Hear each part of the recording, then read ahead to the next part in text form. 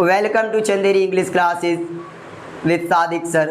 दोस्तों आज की वीडियो में हम पढ़ाने वाले हैं पास्ट इंडेफिनिट टेंस। पिछली वीडियो में हमने दो पार्ट में आपको प्रेजेंट इंडेफिनिट टेंस पढ़ाया था, अब हम आपको पास्ट इंडेफिनिट टेंस पढ़ाने वाले हैं। तो दोस्तों आइए जानते हैं पास्ट इंडेफिनिट की पहचान क्या होती है और स्ट्रक्चर क्या क्या होते हैं। पर वीडियो में आगे बढ़ने से पहले मेरी आपसे एक छोटी सी गुजारिश है कि आप हमारे चैनल पर चंदेरी इंग्लिश क्लासेस पर पहली बार विजिट किए तो हमारे चैनल चंदेरी इंग्लिश क्लासेस को सब्सक्राइब करके रखें और बेल आइकन पर क्लिक करके रखें ताकि हमारी आने वाली इंग्लिश की लेटेस्ट वीडियो आप तक सबसे पहले पहुंच सके। तो आइए शुरू करते हैं। सबसे पहले देखते हैं पास्ट इंडेफिनिट। ठीक, पास्ट इंडेफिनिट मतलब पास्ट यानी बीता हुआ समय, इंडेफिनिट यानी अनिश्चित बातें, यानी बीते हुए समय में अनिश्चित बातें, वो हमें पढ़ना है।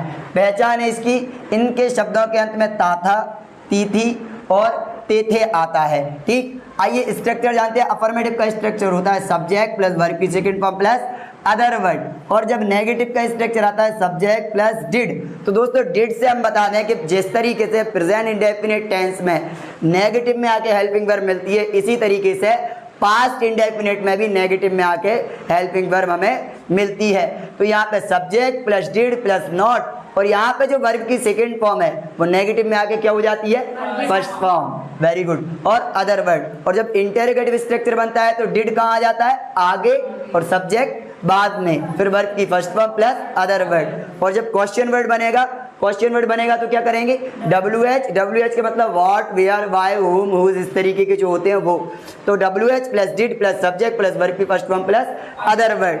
आइए यहाँ पे ये भी कोई लफड़ा नहीं है कि यहाँ पे हमें डू लगाना है कि डज लगाना है, डायरेक्ट हमें क्या लगाना है, डिड लगाना है। क्या लगाना है, डिड। आइए एक सेंटेंस बनाते हैं अफर्मेटिव का, और इसकी एक और पहचान होती है, वो भी हम आपको बता देते हैं। इसकी एक और पहचान होती है आ ई ए, ये भी इसकी पहचान होती है। आ ई ए, ये भी इसकी पहचान होती है। आइए एक सेंटेंस पढ़ते हैं हम। जैसे हमने कहा उसने गाना गाया, तो काय की आवाज आ रही, आ की, उसने गाना गाया। ठीक, अब यहाँ पे उसने के लिए हमें पता नहीं है लड़का है या लड़की, तो हम ही भी यूज कर सकते हैं और शी भी यूज कर सकते हैं। तो हमने लिख दिया शी।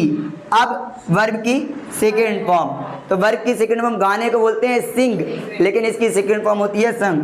जैसे SANG, शी संगा सॉन्ग। और जब इसका नेगेटिव बनाना हो तो शी अपनी जगह, और फिर क्या लग जाएगा, डिड, शी डिड, और स्ट्रक्चर से नॉट, और संग की फर्स्ट फॉर्म हो जाएगी सिंग, आ सॉन्ग। और इंटरोगेटिव बनाना हो तो डिड कहाँ आ जाएगा, आगे, did she Singh a song, uh song, uh song, uh song. Clear ना।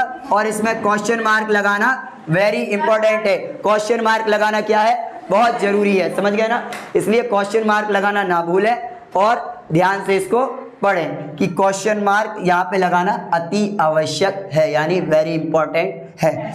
और क्वेश्चन वर्ड वाला जब बनाना है हमें, WH वाला, जैसे उसने गाना कहाँ गाया, तो कहाँ के लिए क्या आती है इंग्लिश, वेयर, और फिर इंटरोगेटिव पूरा सेंटेंस बता दो। वेयर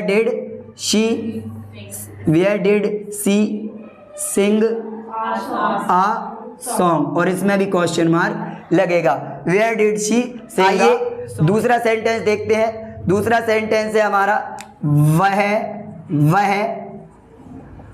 अंग्रेजी बोलता था। वह अंग्रेजी बोलता था, वह अंग्रेजी बोलता था, तो वह के लिए क्या आएगा दोस्तों, ही के बोलने के लिए स्पीक, लेकिन यहाँ पे हमें प्रयोग करना है सेकंड फॉर्म का, तो स्पीक की क्या हो जाएगी, spoke. He spoke English, he spoke English. और जब इसका नेगेटिव बनेगा ही, और स्ट्रक्चर से क्या लगेगा, डिड, ही डिड नॉट। अब यहाँ देखो वर्ब की सेकंड फॉर्म नेगेटिव में क्या हो गई, फर्स्ट फॉर्म, तो स्पोक की क्या हो जाएगी, speak. He did not speak English, he did not speak English, he did not speak English. और इंटरोगेटिव बनाना हो तो क्या होगा, डिड आगे आ जाएगा, डिड ही स्पीक इंग्लिश, और लास्ट में क्वेश्चन मार्क। और वह अंग्रेजी क्यों बोलता था, तो क्यों के लिए आएगा वाई, फिर why did he speak English, why did he speak English और क्वेश्चन मार्क। उम्मीद करते हैं कि आपको ये सेंटेंस समझ में आ गया होगा। और एक सेंटेंस देते हैं, उसका सॉल्यूशन आप कमेंट बॉक्स में जरूर छोड़ दें। जैसे मैं खाना पकाती थी, मैं खाना पकाती थी। इस सेंटेंस का सॉल्यूशन आप कमेंट बॉक्स में जरूर छोड़ दें और उम्मीद करते हैं कि आपको ये टेंस समझ में आ गया होगा। तो मिलते हैं नेक्स्ट वीडियो में।